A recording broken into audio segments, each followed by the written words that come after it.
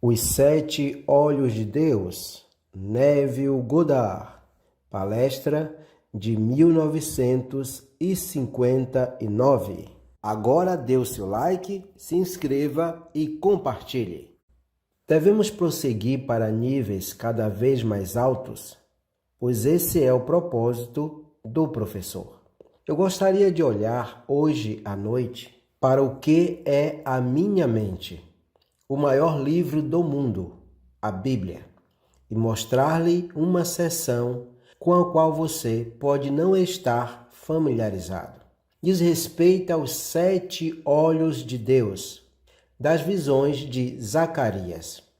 Ele viu uma pedra com 7 facetas, e a voz disse: isto é, na verdade, os 7 olhos de Deus que alcançam o mundo inteiro, porque estes 7 olhos estão realmente no homem, pois o homem é a terra de Deus. Então esqueça este pequeno planeta e saiba que o homem é a verdadeira terra na qual Deus é plantado. Estas são as 7 visões de Deus, 7 visões cada vez mais esclarecedoras do Criador.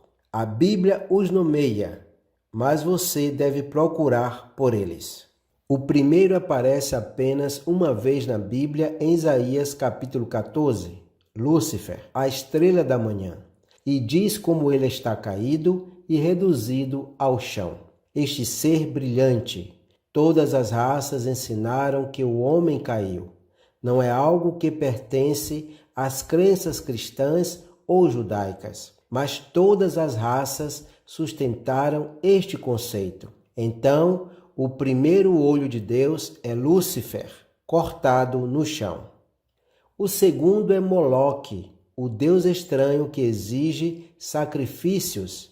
Jeremias capítulo 32. O homem oferece seus filhos e filhas para apaziguar este ser que ele o concebe ser Deus. Mas a voz disse: eu não lhes ordeno, nem me veio à mente que fizesse essa abominação para fazer com que Judá pecasse.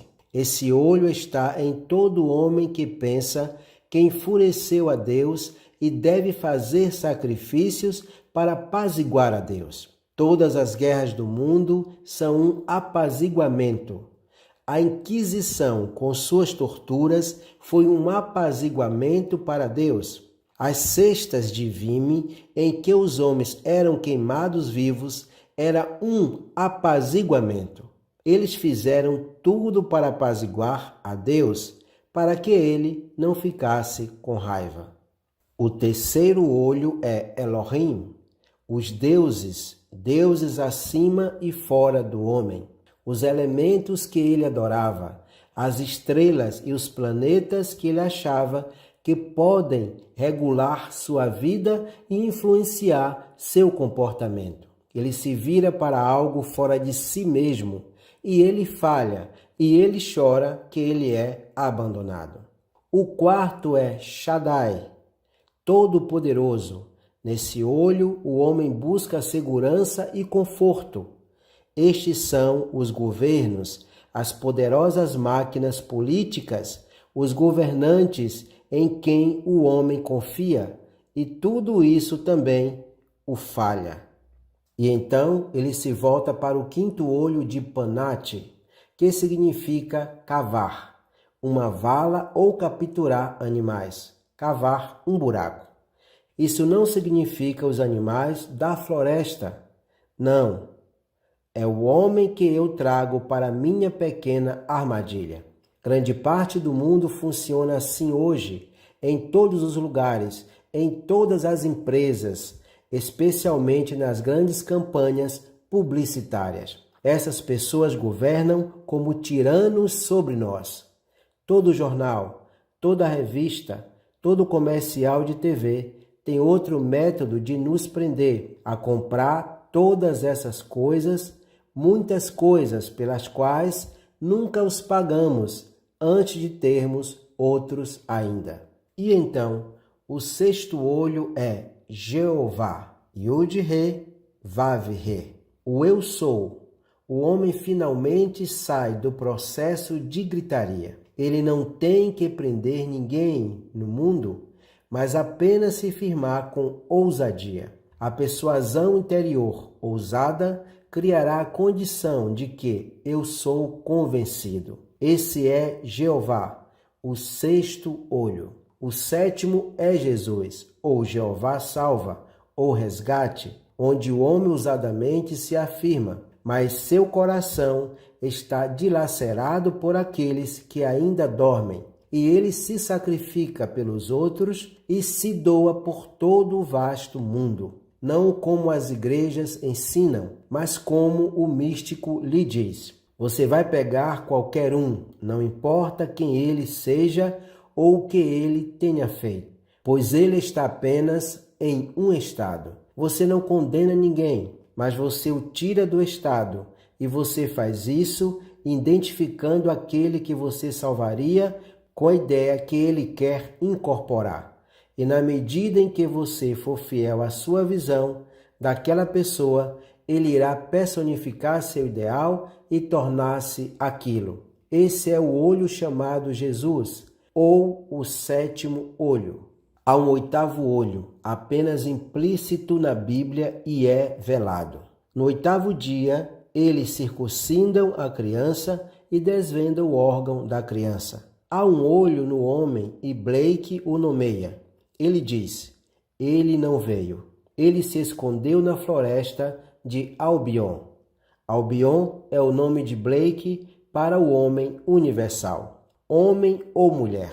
Esse olho está escondido na floresta de Albion, nas convoluções sombrias do cérebro.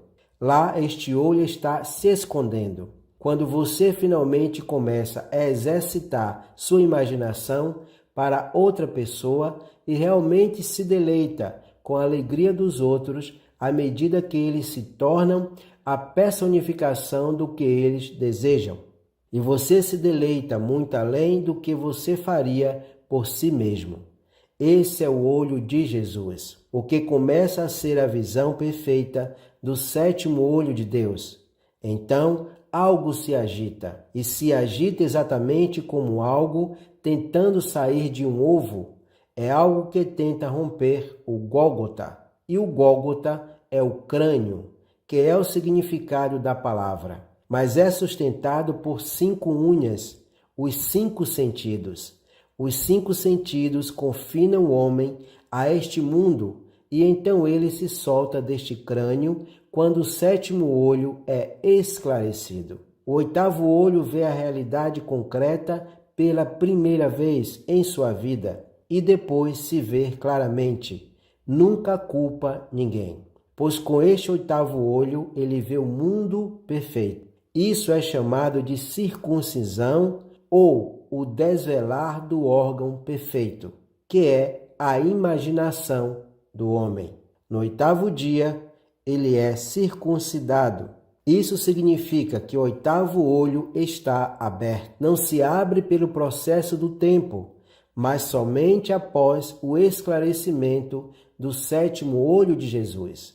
Então você vê que Deus se tornou homem, que o homem, despertando, pode se tornar Deus. Deus se contrai até este limite de opacidade, de modo que viver neste estado pode ser chamado de túmulo do homem, e Deus entra na porta da morte com os que entraram e se deita na sepultura com eles, em visões da eternidade, até que eles acordam. Blake. E então existem essas 7 visões. Primeiro, Lúcifer, o caído. Segundo Moloque, o ser que exige sacrifícios. Eles estão fazendo isso agora, apenas chamam isso de nacionalismo, e eles oferecem seus filhos e filhas para Moloque. Embora a voz diga, eu não os ordeno a fazer isso e fazer com que Judá caia em pecado. O homem adoece e se volta para o terceiro olho, ou Elohim, mas as estrelas, os planetas, não respondem. Então ele se volta para o quarto olho, ou Shaddai, Todo-Poderoso, para os deuses financeiros e políticos. E então ele separa-se daquilo e cava seu pequeno buraco, Parrate, e enlouquece todas as pessoas do mundo, porque ele pode ser mais esperto que eles, e por causa de sua inteligência, ele vive muito bem durante esse pequeno período, desde o berço até o túmulo. É o quinto olho através do qual grande parte do mundo está vendo hoje. Ele adoece, então descobre que eu sou, ou Jeová, é a única realidade, ou o sexto olho de Deus.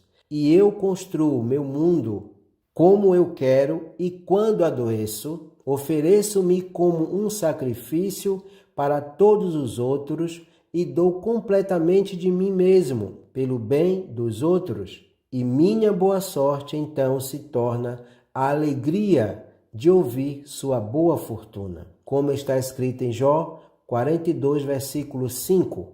Ouvi através da audição dos meus ouvidos, mas agora os meus olhos te veem. De repente, algo acontece dentro de mim, e o oitavo olho se abre, e eu sou circuncidado em mente, não em carne e osso. E quando algo se abre dentro de você, você vê a razão de tudo, e você vê que a eternidade e você pode pegar qualquer um neste mundo e tirá-lo de qualquer estádio do mundo.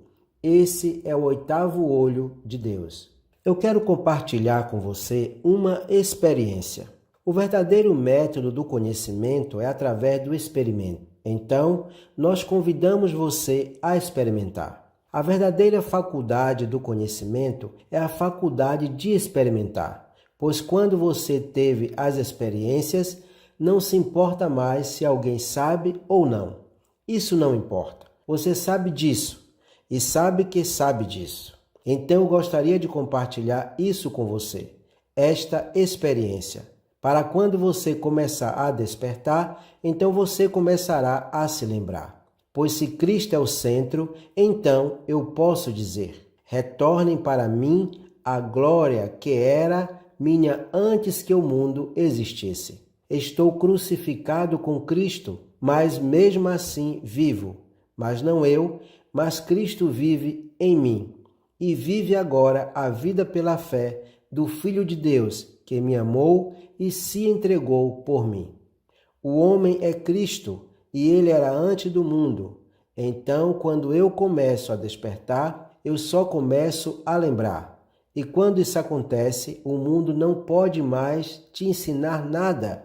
Então, quando o homem começa a despertar, ele não questiona as coisas deste mundo, ele sabe que elas não são verdadeiras. Os psicólogos nos dizem que uma compreensão completa de um sonho depende do conhecimento que você está sonhando. E então isso acorda, pois este é o único mundo que eles conhecem. Eles falam de um estado de sonho como sendo subjetivo e um estado de sonho profundo com o inconsciente e duvidam do valor de tudo isso. Mas quando você abrir o oitavo olho, você saberá que existem mundos dentro de mundos e você é o herdeiro de todos eles. Você pode testar suas experiências e trazer o que quiser para o seu mundo e prová-lo. Anos atrás, eu me senti sonhando e nadando. Eu sabia que era um sonho. Eu olhei para cima e vi uma costa de uma ilha primitiva. Não a pequena ilha onde eu nasci, pois ela é bem cultivada e não é primitiva. Mas isso era primitivo. Eu vi que era uma ilha e eu sabia que estava sonhando. E vi essas coisas estranhas como postes de cimento empurrados para baixo através da água, mas eles estavam em um estado de decadência. Eles poderiam ter sido ao mesmo tempo parte de um pier. Eu podia ver essa peculiar praia primitiva e prolongava o sonho, pois se você sabe que está sonhando, não precisa acordar. Algo em mim começou a me dizer, quando a memória começou a retornar, que se eu pegasse uma dessas estacas e não a soltasse e acordasse, acordaria ali. Senti-o e foi solidamente real, como se sentiria aqui, e minha mão não passou por ele, e me agarrei a ele e me fiz despertar. E acordei naquela água, naquela praia, e depois fui à praia. Eu não estava mais dormindo naquela esfera. Isso ensinou-me uma lição. Se eu pudesse tocar qualquer coisa em outro mundo e me obrigar a despertar enquanto a segurava, descobriria que era real. Então você faz isso pelo seu mundo. Um emprego que você quer, a casa que você ocuparia, o casamento que você quer. Sente-se na mesa em que você se sentaria. More na casa em que você quer morar. Case-se com o tipo de pessoa com quem deseja se casar. E se você mantiver isso em sua imaginação, então você o tornará real no seu mundo exterior. Os antigos chamavam essa capacidade de Western Gate e a ligava ao sentido do tato. Se você pudesse agarrar coisa que toca e depois despertar, descobrirá que a coisa se tornou real. Nós temos isso em Gênesis, na história de Esaú e Jacó. Isaque, o pai que era cego, disse: chegue perto para que eu possa tocá-lo. Aproxime. E o estado simbolizado por Jacó, o suplantador, foi tornado real no lugar do estado que parecia tão real antes, simbolizado por Esaú. Nós temos isso em Gênesis, na história de Esaú. Então existem esses 8 olhos no homem. O 8º se esconde na floresta de Albion, ou as convicções escuras do cérebro.